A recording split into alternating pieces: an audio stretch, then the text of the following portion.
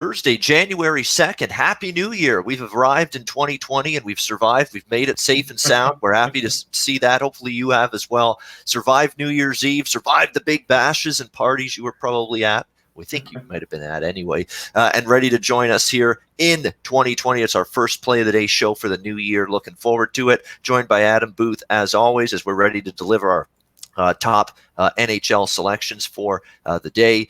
Thursday, January 2nd, the day after New Year's Day, where the Winter Classic took center stage. It was the only game in the NHL yesterday, Nashville and Dallas, and that means obviously a big card to choose from today, the day after, and today no different. Let's start with you, Adam. You've got Tampa Bay, Montreal circled as your play of the day. Tampa Bay minus 145 road favorites, total 6.5, shaded to the over, courtesy of SBRodds.com. Make sure you're using that resource every day. Fantastic, obviously, place to make sure that you're getting the best line and best price with all of your bets. Tampa Bay starting to show signs of life. It was a little hairy there for a bit against Buffalo on New Year's Eve. They fall behind early, but managed to come back and end up getting a 5-4 victory over the Buffalo Sabres. Tampa Bay finally starting to string wins together. It's been a big issue for them for most of the season. Starting to do that now. Montreal, on the other hand, injuries mounting. Brendan Gallagher now added to the list of walking wounded for this Canadiens team, who went through a nice little run at the start of their road trip. It's kind of tailed off the last few games. They've really struggled, particularly at the defensive end of the ice. And that could be trouble against Tampa Bay, who just beat Montreal, actually, over the weekend. In Tampa Bay. Nevertheless, Adam sees some value here with the banged up, struggling Montreal Canadiens at the underdog price. Adam, tell us about it. Yeah, well, I'll just begin by saying it's a very similar play to the Detroit angle the other night. It's the lesser team at home. They should be priced as a dog. They're worse on paper. They're playing worse, I guess you could say, in a way. Tampa Bay, it's well known over the past few years. Everybody knows about this stat, how much they've dominated the Atlantic Division. I mean, part of their phenomenal season last year was on the backs of being in one of the weakest divisions. We've seen other teams in with the exception of the Central, we've seen other teams benefit from it in the past as well, particularly in the Pacific. We saw the Vegas Golden Knights in their inaugural season take care of the Pacific quite easily.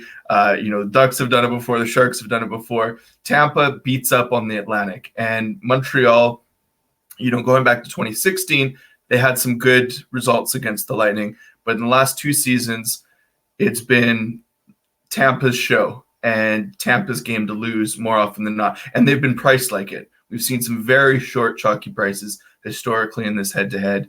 I think even last week, let me just double-check what it was last week. It was, the Lightning, in that minus 190, minus 200 range. And, they get the 5-4 victory, but again, it's very tight. And the Lightning played against Montreal earlier in October, and they also took care of business at a very similar number to today. I think they were minus 135-ish in that one. And I think it was a very close game, and they came out with a 3-1 win, but I'm trying to remember how that one played out. But anyway, we've seen the Lightning win plenty of games, and they can do so again today. I don't like how undervalued, I do like it, which is why I'm on them. But overall, I would say Montreal is too steep a dog price here. And part of that is, even though the Lightning are winning some games, it's far from pretty. I mentioned in the article, Montreal dominated the shot counter in that first period of their first meeting. I only saw bits of it, but it was 16-0 in shots. And this is a home Tampa team playing a division opponent, and somehow that's the kind of start you have. And I think they were only down 1 or 2-0 coming out of it. I forget how the scoreboard went there, but it's not important. They did get the win again against the Sabres the other night, down 4-1 halfway through the game. They find a way to win. Their offense is looking potent when the guys are motivated. I think it was Killorn that said after the game, we just didn't have any motivation, or our emotions weren't in it. Very bizarre statement, considering coming into that game, they're still outside a playoff spot. I mean, they they've got one of the three division playoff spots at the moment. But it's just a bizarre statement considering, why aren't the Tampa Bay Lightning motivated to play, for large portions of their games? So I think Montreal, if we're talking motivation, I mean, this isn't something I really use, and I'm not going to pretend that this is why I'm on it, but Montreal has slid again over the recent stretch. They're really allowing goals. They look sloppy in their own zone. Price is being hung out to dry on many nights, and he's continuing to be the workhorse. But this is, in order for Montreal to win today, they first of all have to control the possession for the majority of the game of 60 minutes. I'm not saying, it needs to be a 60-40. I'm just saying, when you do not have the puck, you need all five players defending, especially, as you mentioned, they're missing a couple of key guys. But as far as the Montreal offense, I don't look at their team similarly to how I look. I do look at it similarly to how I look at the Tampa offense. Very dynamic and deep, very high tempo. They've got sharpshooters, but they're like the little brother of Tampa in that sense with their forward core. I don't see it as, if they're missing one or two guys here or there. I mean, they've been without Drouin for a while now. They're still continuing to score. Tampa has been sloppy on the defensive end. I think we can get a battle here out of Montreal tonight where they can pot a few on the Bolts, given what we've seen from the defensive numbers of Tampa as well. So, yeah, it's like I said, it's very similar to the Red Wings play the other night. We got just the value on a home team that is maybe a little bit more desperate, and maybe we get in a shootout coin flip and it comes out ahead. But at 52%, it's, again, just marginally above a coin flip, but that's great value considering. I took him at plus 134. And what did you say it was at now here? The current price, let me just double check. That's plus 130. 25, 29, 33 at Heritage is the best price. Yeah, so it's sitting around that number still. I think it'll stay between plus 120 and plus 130 all day. I would be a bit surprised to see it go up to plus 140, but you never know. Some insiders could have some late news about, someone's ill or, whatever. It doesn't matter. So I'm happy with the Montreal number, and it's the NHL. There could be a late scratch any day. Yeah, right? Yeah, absolutely right about that. Yeah, coaches keep it close to the chest anyway. But again, with both teams, they're deep in their offense, and they're. I think I saw. Well, there was one defenseman that was out for. I don't have my roster injuries notes up in front of me right now. I thought I heard that Sergachev was out today. Yes, he is for the Tampa Bay Lightning. Yeah, and a pretty good defenseman. So, it's not like Tampa Bay's been unscathed in terms of the injury bug. There's no question. So it looks like in terms of him, if he's not able to play, Braden Coburn, who's been around the block, would slot into the lineup for the Lightning on the blue line to go with Hedman, Luke Shen, Ryan McDonough, Eric Chernak, and Kevin Shattenkirk. So again, you got a veteran guy that's sliding in. Yeah, they still have excellent pairings regardless of who the call. I mean, you look at like the Ottawa Senators, when they make a call up for missing a defenseman, it's to like an AHL no-namer, and look at big difference in terms of depth. There's no doubt about that with Tampa and Ottawa on the blue line, absolutely. So that's how I see it. I just the Montreal offense, they might miss a couple guys here or there, but dynamic, and if they play better as a team, that's what my wager is based upon. So. That's how I see it, man. Yeah. All right, Montreal plus 134. I don't hate it, actually, to be honest with you. Not at all. This is a game I'm not going to get involved in at all from a betting standpoint. It's certainly from a spot perspective and scheduling perspective. I like those short turnaround divisional revenge spots. Okay. Certainly you've got that here with Montreal after losing to Tampa Bay the other night. The one issue is Tampa. The one concern for me with Montreal is just that Tampa's starting to get their game together a little bit. Yeah. They may have a big time run in them. They're showing signs of that. The fact that you didn't let that game go against Buffalo. You did have a bad start. Yeah. They addressed it after the game. It was a bad start on our part, but they didn't let it go. They didn't throw in the towel and say, "Hey, it's not our night." They battled back. They chipped away and they ended up winning that game. That's a positive mental sign. I for the think Tampa Bay one Lightning. thing I just wanted Unfortunately, one last thing about Montreal. It's unfortunate because they were playing really well. A week, 2 weeks ago, they were starting to get their game back. They're in a playoff spot. Now the injuries, it's all the injuries, by the way, are up front. I mean, it's Joel Armia as an underrated absence for this team. He's a great two-way player. He's chipped in offensively. He's one of their best penalty killers. He's out. We know Drouin's been out for a while. That hurts offensively. Paul Byron's another one of those two-way players that's not going to get talked about a lot, but they miss him. He's been out for a while. And now, of course, if Gallagher's out, he's just day-to-day, but chance he misses tonight, Brendan Gallagher, heart and soul guy. I mean, you see the way this guy plays every night, hard, goes to the front of the net. That's how he scores most of his goals. So, it'll be tough sledding for Montreal with some of these injuries, but I do like the price. I can't argue with that. Well, and again, we don't get this number if Tampa loses to Montreal last week, or if Tampa loses to Ottawa 4-1 or 5-1. The previous game's scoreline dictates so much of what we see in the next couple of games, and that's a huge edge that we have. Yep. We do not let the scorelines dictate your plays. And Jin Rummy says, don't lie to yourself, Adam. You're on it because of the statistical projected odds. Gives you around a coin flip. Well, if Jin has bet the NHL for more than half a season, he'll know that no teams win more than 55 to 60% of games all season.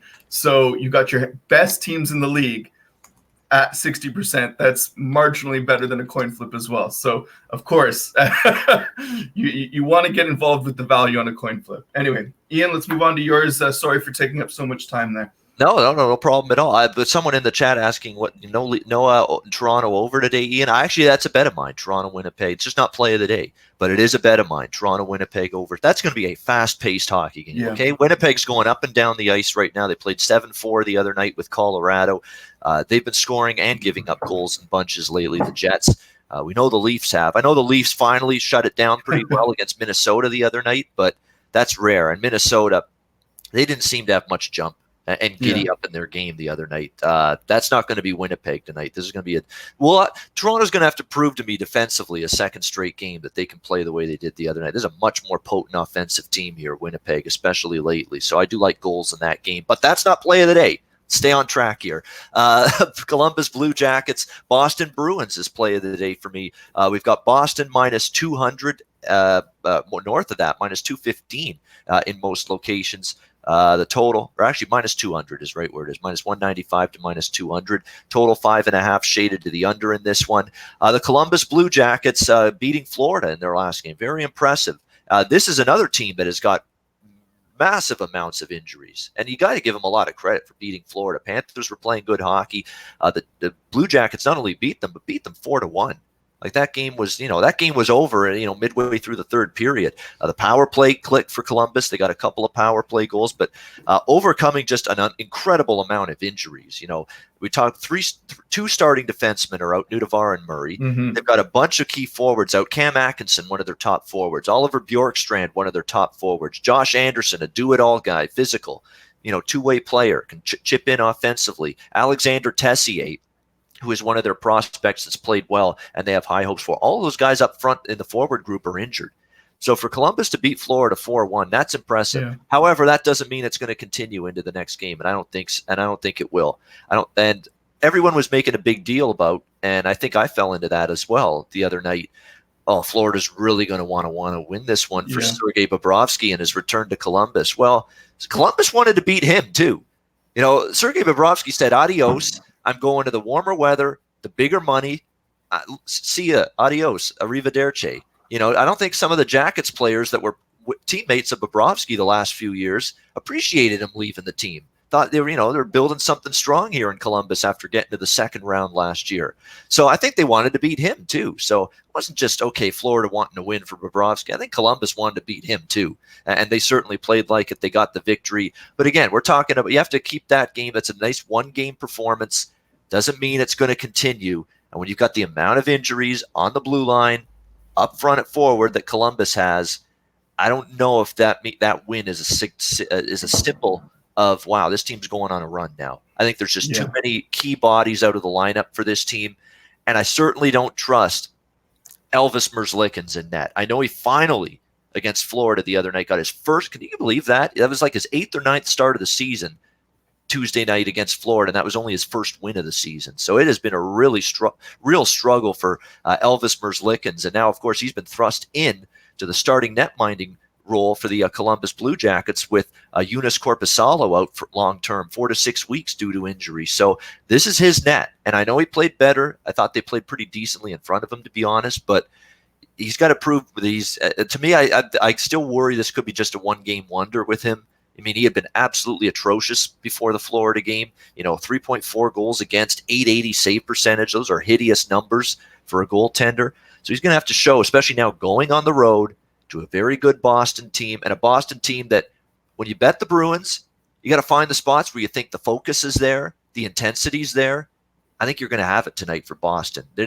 Nobody was thrilled in that dressing room after blowing a 2-0 lead to the New Jersey Devils in the third period on Tuesday and losing that game 3-2. They talked about it. They weren't happy. It was, they said that's a game you've got to find a way to put away the 2 points when you have a 2-goal lead in the third period. That's very unlike the Boston Bruins to not hold a third period lead. They've been great this year, Boston, at coming back and erasing third period deficits, but they've been pretty good most of the season holding a lead in the third period. One of the rare times they didn't the other day against New Jersey. I would expect a concerted, strong, focused 60-minute effort from the Boston Bruins. They've got injuries of their own too, no question. On the blue line, a couple guys out, McAvoy, Crew, Clifton, Krejci up front, but as long as you have that top line intact, you've got Chara, Carlo, Grzelcyk, Kampfer, Moore, really Jeremy Lauzon's the only guy on that Bruin blue line that's a AHL guy, quote unquote. Everybody else has seen plenty of time, in game action at the NHL level